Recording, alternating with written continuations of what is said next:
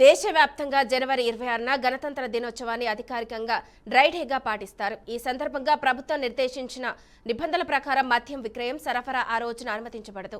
అయితే ప్రజలు ఇబ్బందులు పడకుండా అధికారులు ఈ నిర్ణయం తీసుకున్నప్పటికీ కొందరు ధనం ఆశతో అడ్డతాలు తొక్కుతున్నారు. శాంతి భద్రతల దృష్ట్యా అమలు చేస్తున్న ఈ డ్రై డేను సైతం అతిక్రమించి మన దేశానికి తలవంపులు తీసుకొస్తున్న ఘటన ఒకటి మచిలీపట్నంలో చోటు చేసుకుంది. ఎక్సైజ్ అధికారులు జిల్లా వ్యాప్తంగా డ్రై డేను నిర్వహించాలని ఇప్పటికే మద్యం వ్యాపారులకు ఆదేశాలు ఇచ్చి వాటిని బేఖాతరు చేస్తూ రేవతి సెంటర్లోని ఒక ప్రముఖ బార్లో యథేచ్ఛగా అమ్మకాలు జరుపుతూ ఉండటం మందుబాబులు ఆ షాప్కు క్యూ కట్టారు.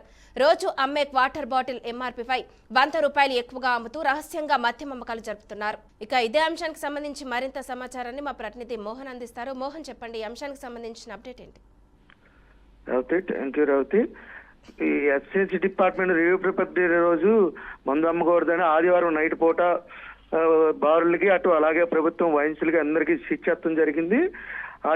అలాగే ఈ ఎక్సైజ్ డిపార్ట్మెంట్ ఆదేశాలని తొంగలో దుక్కుతూ మచిలీపట్నం బందరు రేవతి థియేటర్ రేవతి సెంటర్లో ఉన్న ఒక ప్రైవేట్ బార్లో యథాచితగా బారును ఓపెన్ చేసి పక్క నుంచి అమ్ముతున్నట్టు తెలుస్తుంది. అలాగే అటు దగ్గరలో ఉన్న పోలీస్ డిపార్ట్మెంట్ కానీ దగ్గరలో ఉన్న పోలీస్ డిపార్ట్మెంట్ అసిస్టెంట్ డిపార్ట్మెంట్ కానీ చూడనట్టు వదులుతుంది, పట్టించుకోవట్లేదు.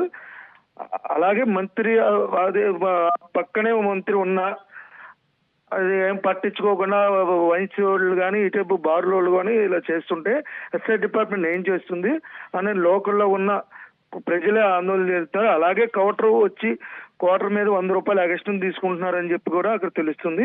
వీళ్ళ మీద ఇలాంటి బారుల మీద కఠిన చర్యలు తీసుకోవాలని చెప్పి స్థానికంగా ప్రజలు కోరుతున్నారు. Thank you Mohan.